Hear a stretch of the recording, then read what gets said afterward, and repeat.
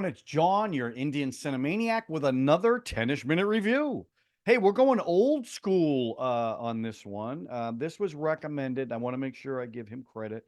Cully Singh 3378.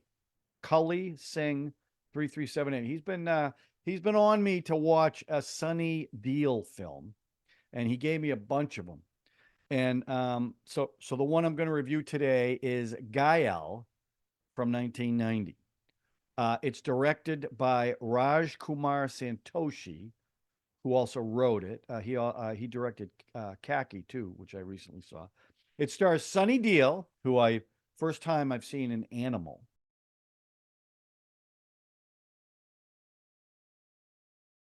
Amirsh Paul, who I recognize. I go, wait a minute, I know those bug eyes. He's from Indiana Jones and the Temple of Doom. Not people aren't a big fan of that, including this guy. Meenakshi Seshadri. Meenakshi Seshadri. Moushumi Chattarje, who I saw in Piku. Puri, and a special appearance by Raj Babbar, who played the brother in this, Ashok. I don't know why he got a special appearance credit, but he did. So it was recommended adamantly by Cully Singh. And so now, like I said, the only thing I've seen Sunny in was Animal. I liked him in that, but I didn't know anything about him other than people said you got to see some of his movies. Okay, so let's talk about the story. It's a story about a boxer whose brother gets killed because he gets involved in some really bad people because he has money problems. And once this happens and the brother is framed for it, AJ is framed for not only the brother's death, but having an affair with the brother's wife. Goes to jail. They escape. It's now about revenge. That's the story. Now, this film, this was a little odd to me. So it starts off pretty dark with him going to prison. That's what it starts off with, and being in prison. So I was like, oh, this is a little gritty. And this film was in 1990, and I got to tell you, it had a 70s feel to it. I mean, if I didn't know that the film was made in 1990, I would have sworn it was made in the 70s. Not only the way it was shot and the sound effects, but the cars. I couldn't really figure that out. Now maybe that's something in your country back in 1990, but the cars all look way older than 1990 cars. But it just had that feel. So they start with that scene in the prison, which I really liked. Now they go to a flashback, okay? And once the flashback hits, this movie kind of went off the rails for me. So they go from the prison scene, which was kind of gritty, a little dark. You don't know what's going on, why he's there. He looks up through the window. Now they flash back to this colorful musical number with him and Varsha, his girlfriend slash fiance. And there's a big musical number that goes on for 5 minutes. Then they show him boxing with his coach, and he's punching the coach. The coach is getting knocked down, so the coach is there for comic relief. And it's goofy. Now you meet the brother and his wife, and he wants to marry Varsha, but he needs their permission. So he asks for their so there's a scene where he's telling the sister-in-law that he wants to marry Varsha. I want to make sure. Am I saying that name right? I want to make sure I'm saying that right before you guys all correct me in the comment section. Yeah, Varsha. So this is what I'm saying about the first hour of this film, which, by the way, I didn't like. I did not like the first hour of this film. I thought it was, I don't even know what it was. It didn't last. It didn't, thank God it didn't last. But the first hour was just, it was weird. It was a weird film because there's a scene where the brother and the wife are at a table talking about him wanting to marry Varsha and asking for permission. They call for him, and it's a cut shot. So he just magically appears at the table, like I Dream of Jeannie or Bewitched. He's just there's a music cue, and he pops up. And they did that more than once. And I was like, well, I, I don't get that. Why would they do that? It's not a fantasy film, right?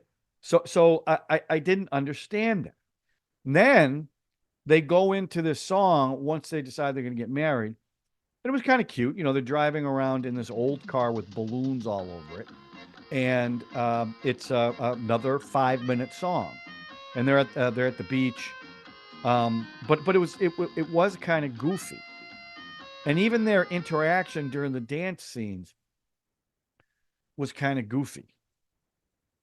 Um, so that kind of threw me. I was like, is the whole movie going to be like this? Because I wasn't impressed.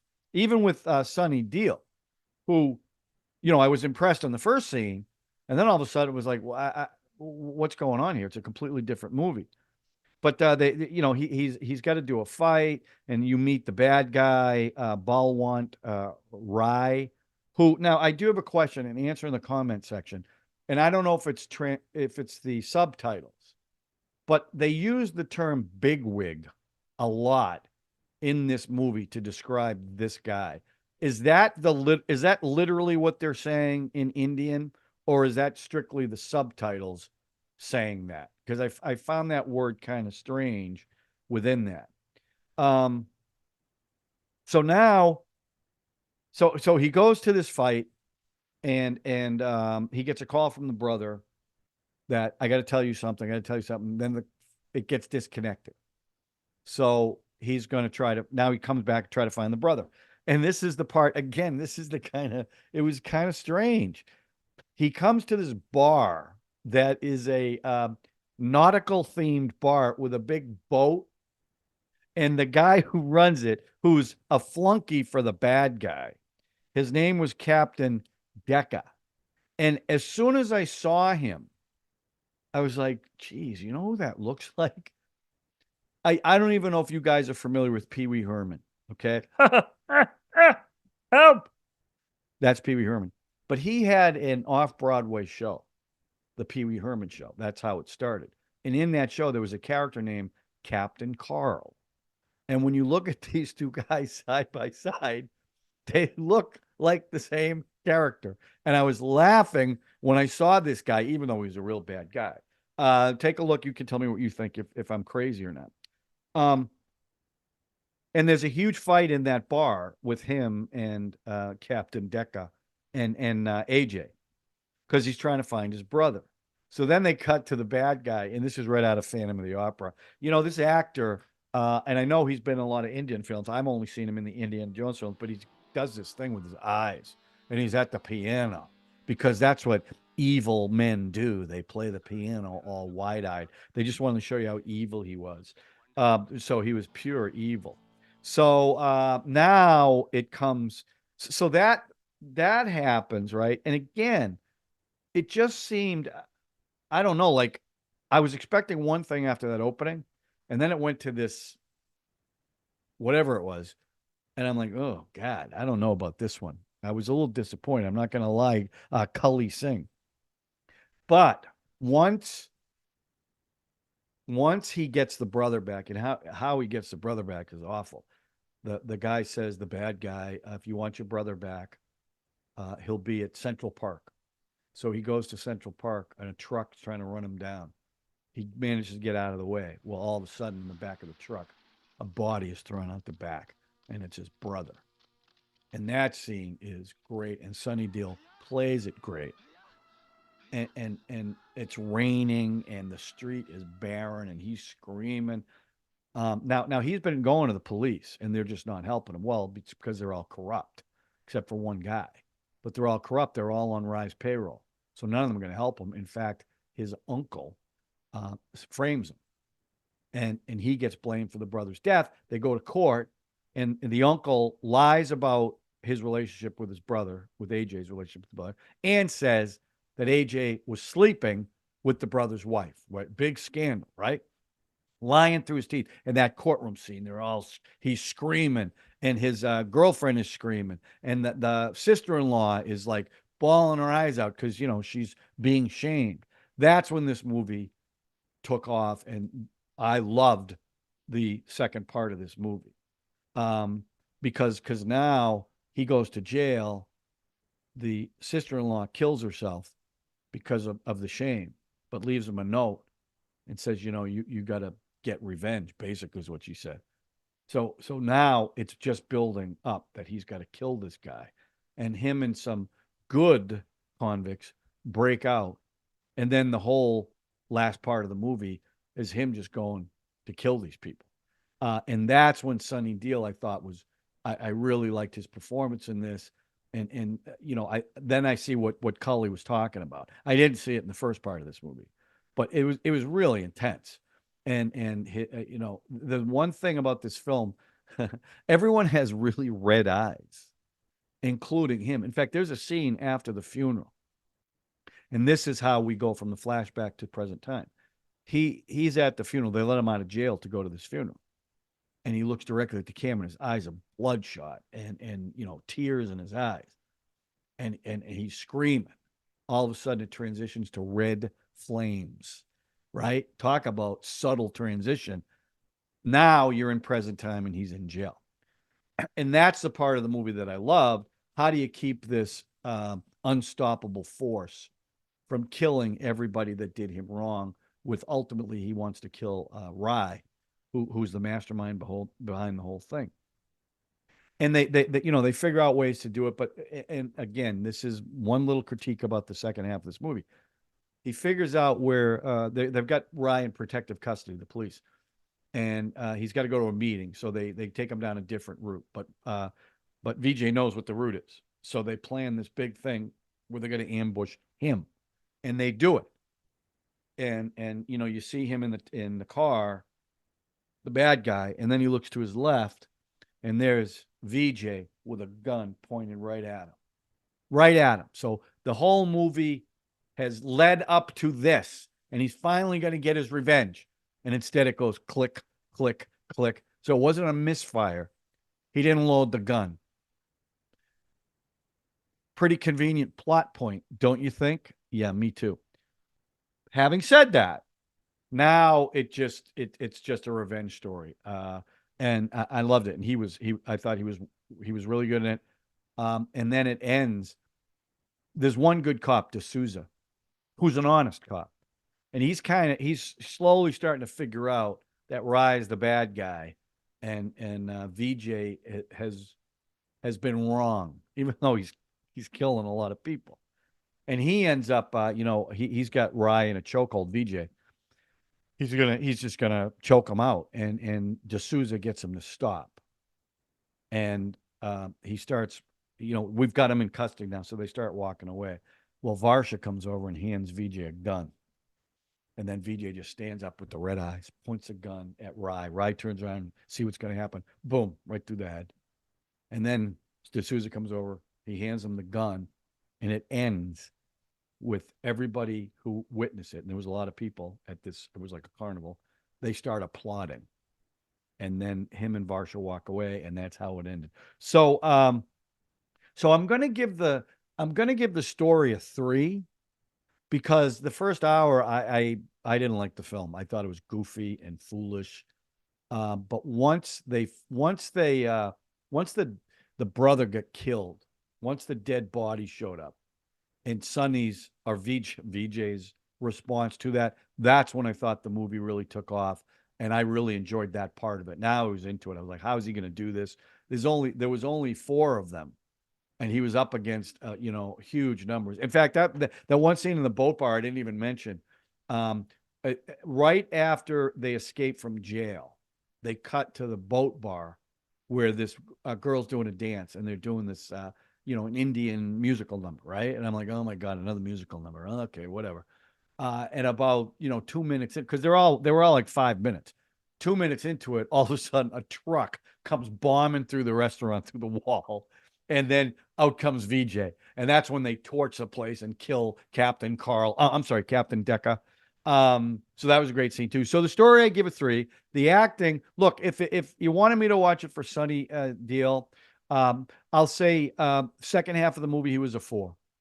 First part of the movie, a 2. I just, it was goofy, but I loved him in the second part of this. Once he made the decision, I got to get revenge. The way he played that, I really liked it. So I wouldn't mind seeing him in a couple more things. I thought the rest of the cast was fine. Um, the guy playing D'Souza, I thought was good. He was a little nuanced. The women were good in this too. Although the love story, it was kind of, I don't know. I found that a little goofy too in the first part. It definitely got better in the second part. They kidnapped her, and he had to rescue her. Um, so overall, I think the acting was probably a 3. Although I did probably, I mean, I did like him better than the bad guy. Listen, he was pure evil. He played it that way. So it was okay. The music, it was it was okay. I wasn't crazy about the musical numbers. I know it's a big thing in these movies. It just doesn't do it for me. Because the other thing, another reason why I felt it had that 70s vibe, um, the fight scenes, the sound effects sounded like a lot of um, Hong Kong karate movies. And then the music, when they did the songs, very high pitched and tinny, which was a very 70s thing. So, like I said, I'm shocked that this was made in the 90s. It didn't have that feel at all to it. So overall, I'm going to give this a 3, right in the middle. I'm interested in seeing more of Sunny Deol. I think I'd like to see something a little more current than this, because in Animal, I thought, I can't believe it's the same guy. But in Animal, I thought he was great in Animal. Um, so I don't know. That's my take on is that considered an Indian classic from 1990? I don't know. I mean, I know Payasa is, but is this? I don't know. So that's my 10ish minute review. So you can let me, Cully. I hope I did it justice. I hope you're not mad at me, because I really did not dig the first hour. I got to tell you. But yeah, I liked them. I liked them as it went along, and I liked the story a lot better too as it went along. So thanks for the recommendation, though. I appreciate it. If you know a current movie with him in it you want me to watch, let me know that. Let's not go too far back. Um, okay, the next film I'm going to watch, based on a few people asking me to do something more current. It's a film that came out in 2023, High Nana.